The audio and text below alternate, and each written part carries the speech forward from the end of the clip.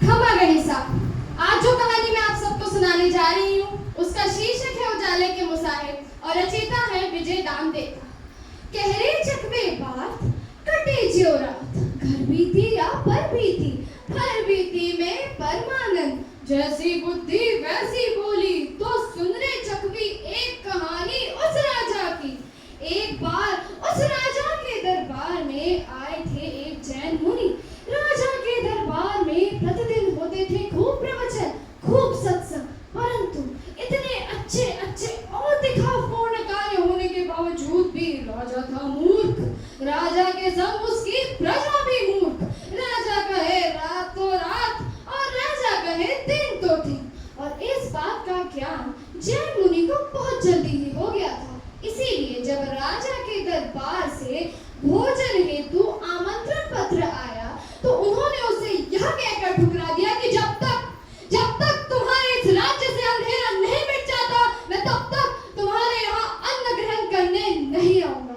और यह कहते हुए वे वहां से प्रस्थान कर जाते हैं। लेकिन राजा तो था अकल का मूर्ख।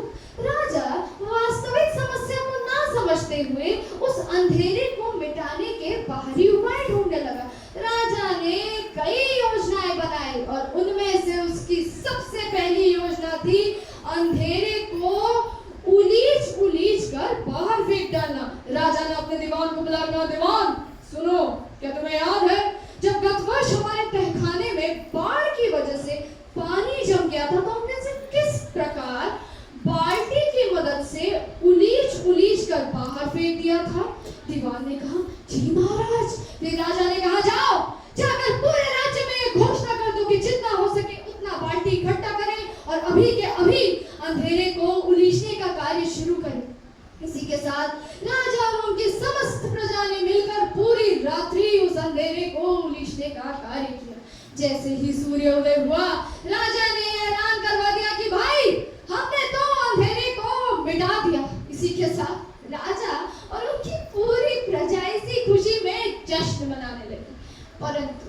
परंतु जैसे ही दिन ढला, अंधेरा फिर से चारों ओर फैल गया और इसी के साथ राजा की यह पहली योजना विफल हो गई।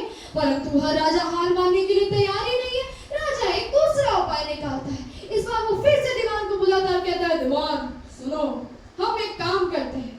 इस बार हम ना पूरे राज्य की दीवारों को सफेद रंग की कलाई से पुतवा देते हैं। दीवान ने जाके ये बात पूरी प्रजा में फैला दी। प्रजा और चापलूस दरबारीगण राजा की आज्ञा का पालन करने में लग जाते हैं। और जब राजा आते हैं तो इतनी सफेदी देखकर तो उनकी आंखें चुंधिया जाती है। लेकिन वह खुश थे क्योंकि उन्हें लग रहा था कि अंत में जाके अंधेरा मिट चुका है।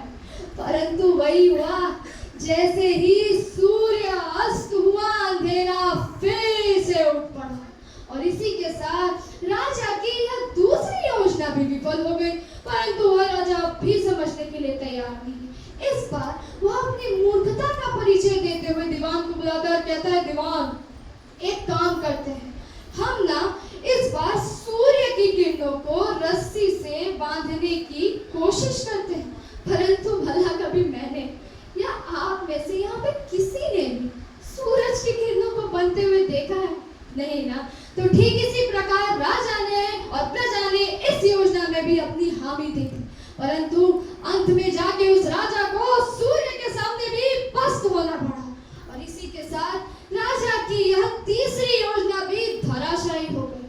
अंत में राजा एक ज्योतिषी के पास जाते हैं और कहते हैं, हे ज्योतिषी, अब आप ही कोई उपाय बताएं जिससे कि अंधेरा मिट जाए। ज्योतिषी कहते हैं, हे राजन, अगर तुम्हें अपने राज्य से अंधेरा मिटाना है तो तुम्हें भीम तालाब के नीचे शकुन चिड़िया के 7 अलग-अलग घोंसले बनाने हैं और जब शकुन चिड़िया उन 7 अलग-अलग घोंसलों में 7 अलग-अलग अंडे देगी तभी जाकर तुम्हारे इस राज्य से अंधेरा मिट जाएगा। परंतु ना तो आज तक कभी घोंसला बना और ना ही शकुन चिड़िया ने अंडे दिए। अंत में यह कहानी हमें यह दर्शाती है कि वह राजा वास्तविक समस्या को ना समझते हुए उस अंधेरे को मिटाने के बाहरी उपकरणों में लगा रहा, जिसके कारण अंधेरा कभी मिटा ही नहीं। क्योंकि यहाँ अंधेरे से तात्पर्य था ज्ञानता और राजा को